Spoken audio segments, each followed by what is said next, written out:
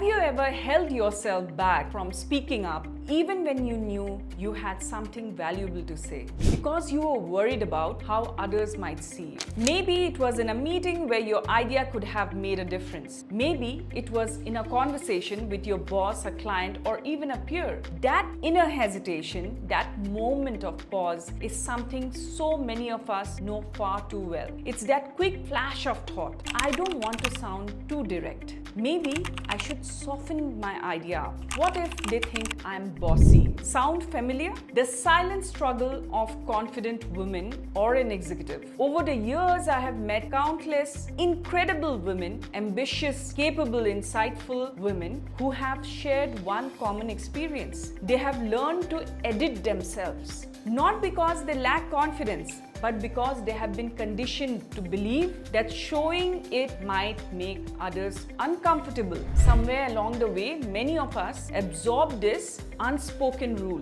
Be confident, but not too confident. Be assertive, but not intimidating. Be strong, but always be likable. That is the most priority. And this balancing act, this invisible emotional labor, is exhausting. And basically, when you are in a leadership format, it's the constant recalibration of tone, expression, and language. It's the endless second guessing. Did I sound too harsh? Should I have smiled more while presenting my idea? Was that too direct? These aren't just harmless thoughts.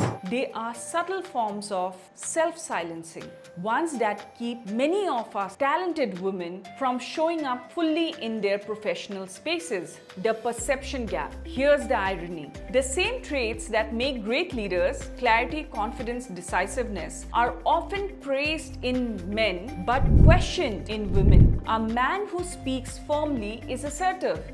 A woman who does the same is often seen as aggressive.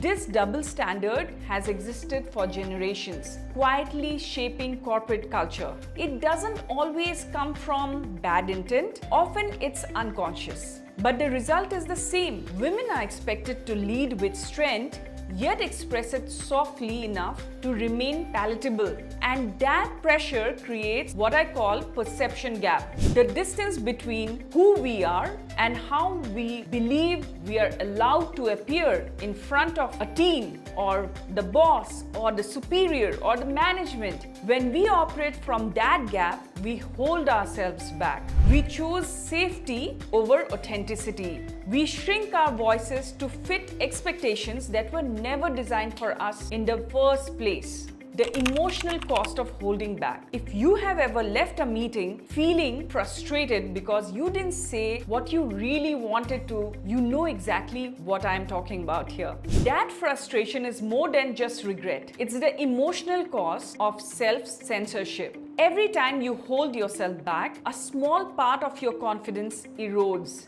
And over time, that becomes a habit of restraint, a habit of hesitation, a habit of apologizing for your own power. The truth is, you can't lead effectively if you're constantly managing how others might interpret your leadership. And this again comes from the thought process of conditioning and the patterns of beliefs that we have. Leadership requires clarity, and clarity cannot coexist with constant self-doubt. So one of the biggest misconceptions I see in corporate environment is the confusion between assertiveness and aggression. Let's make this clear. Aggression is about dominance. It aims to control at the expense of others without thinking of the outcome or focusing on the outcome that is desired by the company as a whole. Assertiveness is about presence. It's the ability to express your ideas confidently while still respecting others. Assertiveness is not loudness. It's not arrogance.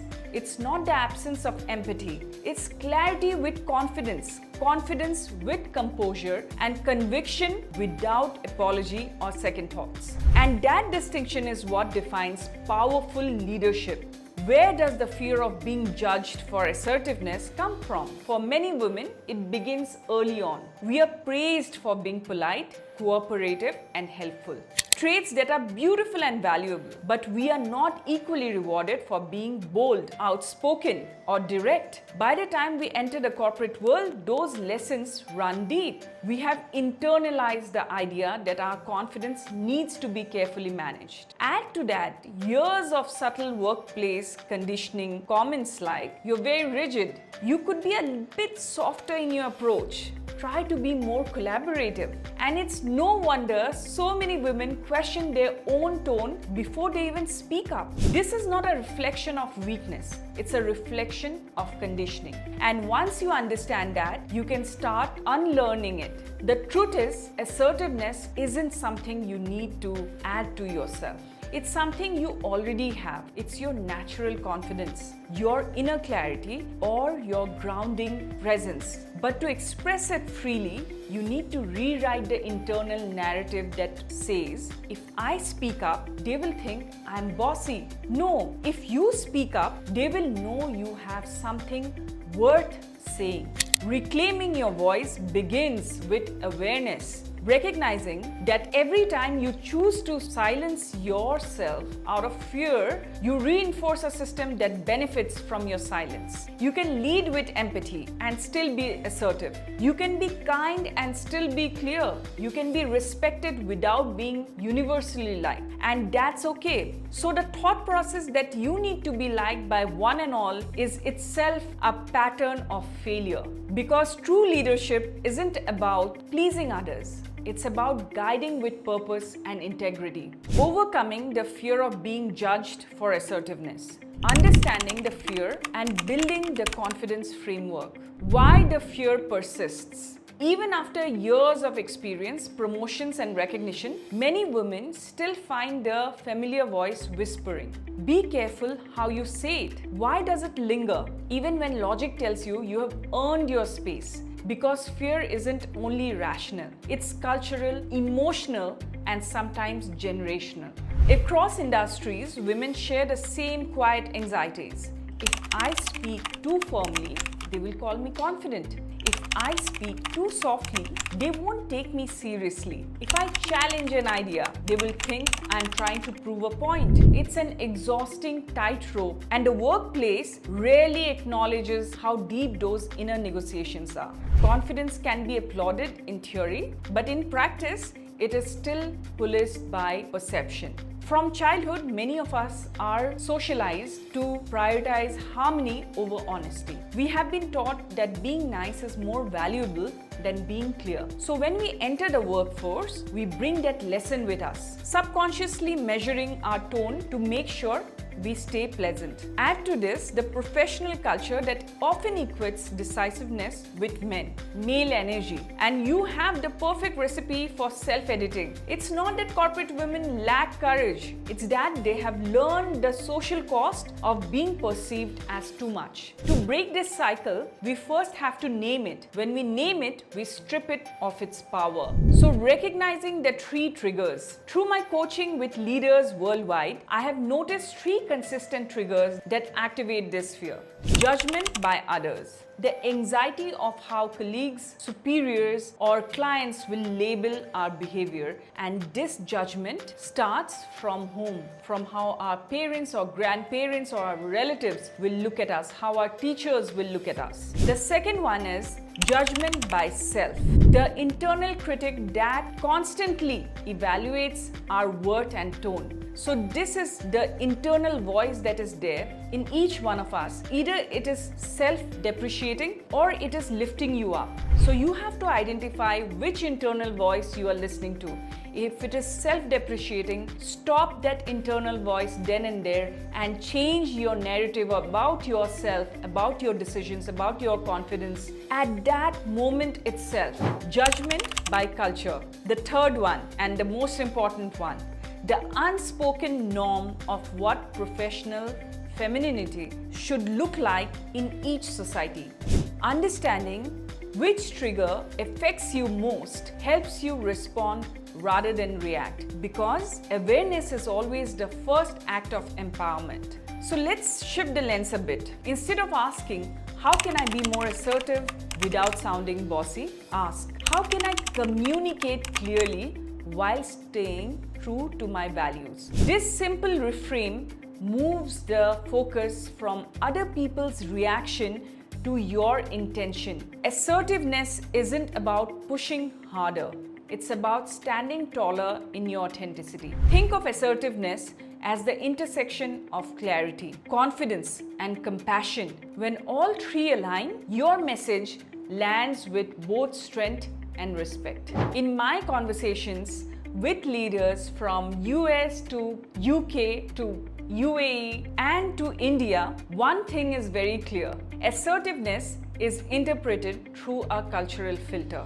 In some workplaces, directness is a badge of strength. In others, it's seen as a rebellion. Yet across all these environments, authenticity transcends culture. When your communication stems from genuine respect for yourself and others, people feel it. It's not about copying a Western or an Eastern style of confidence. It's about expressing your leadership voice in a way that feels natural to you without demeaning anybody. Authenticity has no accent. Before your next big conversation or presentation or a meeting, pause for 1 minute and ask yourself, what's the message I truly want to communicate? What outcome am I hoping for this? What fear might stop me from expressing it fully? Write down these thoughts because naming them neutralizes them. This micro practice slowly rewires your confidence muscle, one authentic conversation at a time. The ripple effect of owning your voice, when you choose to speak from confidence rather than caution, something powerful happens. You give silent permission to others to do the same. I have seen this in boardrooms where one woman's clarity inspired her peers to contribute ideas more freely. I have seen it in cross-cultural teams where honest communication built bridges that performance reviews never could. Leadership is contagious, and so is courage. Your voice doesn't just shape your career, it shapes the environment around you. So owning your assertiveness is not a one-time breakthrough. It's a continuous practice of self-trust. Each conversation is a new opportunity to show up a little more fully. So by now, you have looked at where the fear of judgment begins and how it shapes your behavior. You have learned that assertiveness isn't aggression, but alignment. The balance of clarity, confidence, and compassion. Now it's time to translate awareness into mastery, making assertive confidence your default setting, not an occasional performance. True mastery starts quietly. It's the moment you catch yourself softening your statement and decide, no, I'll say it clearly. It's when you notice guilt after setting a boundary and remind yourself, boundaries are leadership. These small moments, repeated over weeks and months, build your inner authority. Confidence is cumulative, redefining success and likability. Many women still measure their success by how seamlessly they can blend confidence with likability. But the two aren't opposites. They are simply different currencies. Likability is transactional. Confidence is transformational, not just for yourself, but in your environment. When your sense of worth depends on approval, it fluctuates with every opinion in the room. When it's grounded in self-respect and knowledge and what you truly believe in, it becomes steady and unshakable. Being liked is pleasant. Being trusted is powerful, and trust is built on clarity, consistency, and integrity, all hallmarks of assertive leadership. So the next time you feel that urge to dilute your voice for the sake of comfort, pause and ask, am I protecting harmony or avoiding honesty? That single question can change the trajectory of your influence. Leadership growth isn't built in conference rooms. It's built in micro moments. Here are 3 daily rituals to keep your confidence grounded and sustainable. The 5-minute alignment check. The first one. Before each workday, write one line. Today, I will communicate with clarity and respect. This short affirmation aligns intention with behavior and resets your tone before the first meeting begins. The debrief habit. After key conversations, in a meeting with your superiors, with your team, reflect. Did I express my view clearly? Did I listen actively? Celebrate the progress, not just perfection. Each reflection strengthens self-trust. The third one, the confidence circle.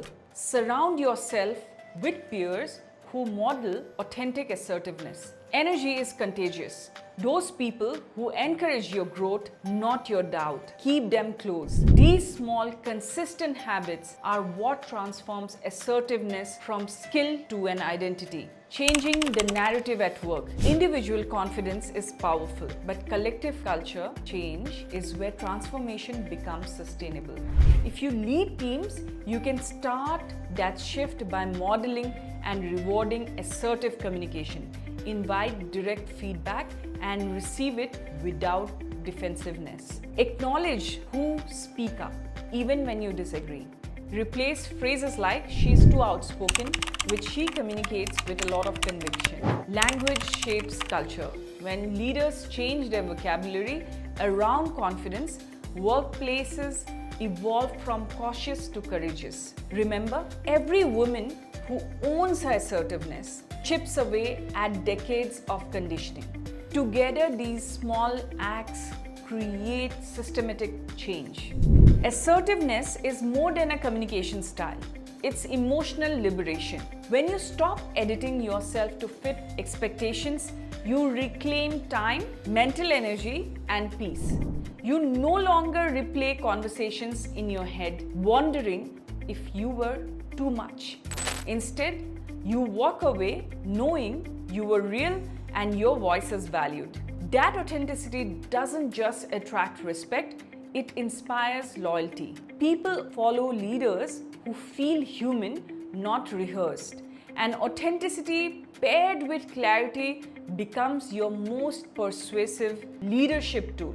So let's agree to this. There will always be moments of doubt. Even the most seasoned leaders question themselves before high-stake conversations. But courage isn't the absence of fear. It's choosing authenticity in spite of all of it. Each time you show up fully, you reinforce a new narrative that leadership is not about perfection, it's about you being present and you understanding what the outcome needs to be. So the next time that inner voice whispers, "What if they think I'm bossy?" answer it with a calm conviction. I'm not being bossy, I'm being clear here. I'm putting my points, what I think is right for the outcome that we are looking forward to. That's not defiance, that's leadership. Take a deep breath and consider this. If you stopped apologizing for your confidence, what could you create? What impact could you have on your team, your organization, your community? Confidence doesn't erase humility, it amplifies impact. And assertiveness at its heart is simply self-respect expressed out loud. If these words moved you, take one small step today. Share this message with another woman who's learning to own her voice. Start a conversation at work about what assertiveness really means. Be the one who normalizes confidence. And if you would like to keep exploring these ideas, join me. I'm Mohsina Ahmed, an empowerment coach and host of Self-Discovery Podcast, where I speak to leaders across different industries, bringing their beliefs of leadership and the decisions made them who they are today. Subscribe to my channel, follow my channel, stay connected, because leadership grows stronger in a community. Join my community of leaders and bring out your thoughts on this video.